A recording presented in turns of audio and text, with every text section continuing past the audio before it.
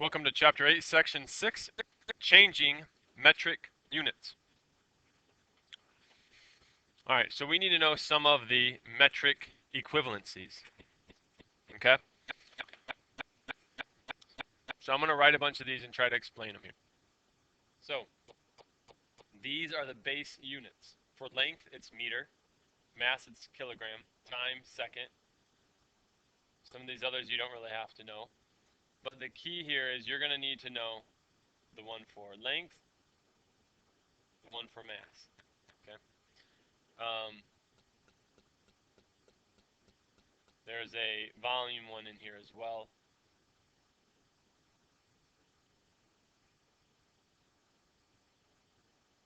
Which will be liter, which is an L.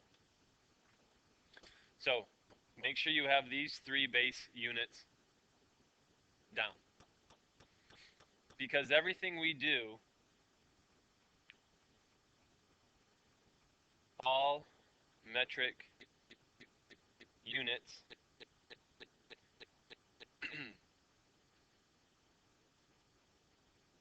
are powered of 10 from the base. Okay? That means a power of 10 means you basically multiply by 10 until you get to the other unit of measure.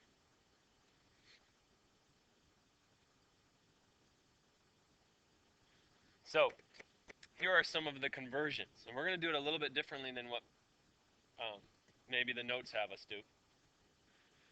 So pause the video, write these down, please, because you're going to want to get them all down because I'm going to explain them now. 1 kilometer, this is for length. 1 kilometer is equal to 1,000 meters. These are equivalencies. This can be a conversion factor of 1 kilometer over 1,000 meters. Or 1 meter is 100 centimeters. It's an equivalency. It's a fraction. You can make it a conversion factor. 1 centimeter then is 10 millimeters. And 1 meter is 1,000 millimeters. Alright, so that's how you can set it up. For length. For mass, it's very, very similar. We're going to start with the base unit, 1 kilogram, and say that that's equivalent to 1,000 grams.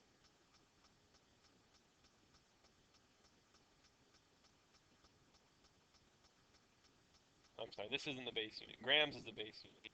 So 1 gram is equal to 1,000 milligrams. You could also say that 1 gram is equal to 100 centigrams. You could say that 1 centigram is equal to 10 milligrams. All of these are conversion factors to change from the same part of mass into a different unit. Now when we deal with volume, we're going to start with 1 liter because that's equivalent to 1,000 milliliters. 1 liter could also be 100 centiliters. 1 centiliter could be equal to 10 milliliters. These are all conversion factors for volume. So remember those conversion factors because we're going to use them later on. So here we have 489 centimeters. And to fill in the blanks here, we know 1 centimeter is equal to 10 milliliters. We'd come back here, centimeter to 10 centimeters, or millimeters. So we multiply by 10. 489 times 10 is 4,890, which means 4,890 millimeters in 489 centimeters. Now the way we would set this up with a conversion factor is to have centimeters there. We're going to multiply by a conversion, and hopefully you remember from previous lessons that we need to have centimeters on the bottom, and since we're finding millimeters, you put that on top. And now you go back to your conversions. 1 centimeter, 10 millimeters. 1 centimeter, 10 millimeters. And you multiply all together and you get 4,890 millimeters. The reason centimeters is on the bottom is because it's on the top over there and we need them to cancel. So right here, grams to kilograms. Since 1,000 grams is 1 kilogram,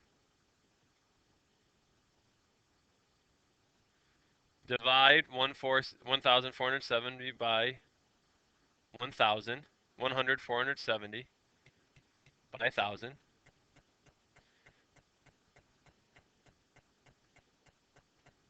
So you get 1.47 or 0.147. Now to use conversion factors, you need to multiply by a fraction that has grams in the numerator and kilograms in the denominator, or grams in the denominator, kilograms in the numerator, and make it a conversion factor. 1 over 1,000 is equal to 1. All right, so we're going to use our unit analysis. We're going to start with 173 centimeters. We're going to multiply by something, and I'd like you, if you could, pause the video and put in the denominator the appropriate units, and put in the numerator the appropriate units for solving this. So centimeters down low and millimeters up top. And what you should see that there are 10 millimeters per 1 centimeter. So in finding this out, you multiply by 10 and get 1,730 millimeters. Grams to kilograms, using our unit analysis. We multiply by a fraction. The denominator has the units we want to cancel. The numerator has the units we want to find. So how many grams are there in 1 kilogram? Hopefully you're starting to remember that it's 1,000. So when we do this, 256 times 1 divided by 1,000, which moves the decimal to 2.256 kilograms. All right, here is a mnemonic device.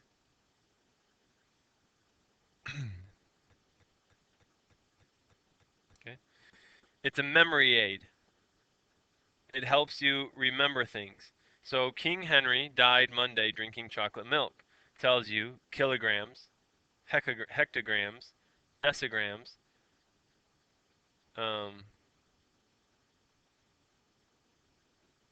meters, decigrams, centigrams, and milligrams. And notice here, just King Henry, this helps you remember it. Now you can come up with your own if you want. All right?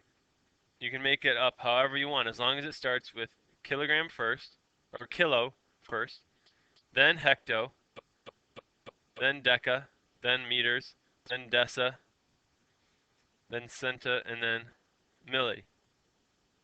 So try to write your own mnemonic device to remember these.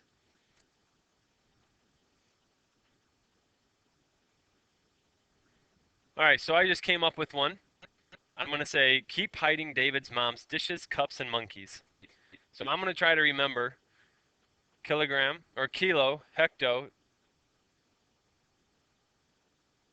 deca, meter, deca, centi, and milli by saying, keep hiding David's mom's dishes, cups, and monkeys.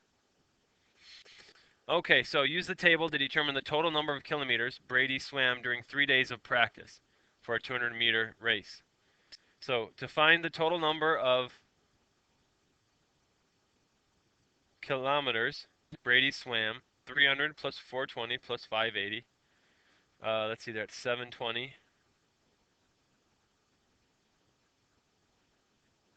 plus 580, so that's 800 plus 5,